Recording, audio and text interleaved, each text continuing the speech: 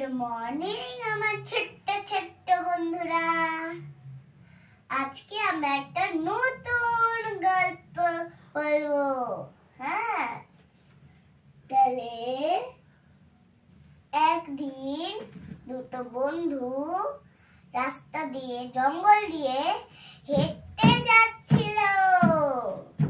তারপর সে দেখতে পেল একটা বিশাল বড় একটা ভালুক তাদের দিকে ছুটে আসছে।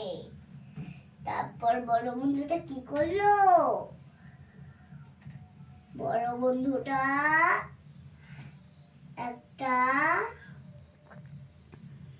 গাছের ওপর চড়ে বসলো।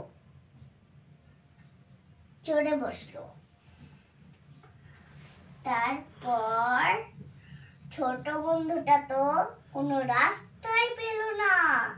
তারপর ছোট বন্ধুটা কি করলো? মাটির মধ্যে চোখ বন্ধ করে শুয়ে রইল। তারপর ভালুকটা তাকে সঙ্গে চলে গেল। তারপর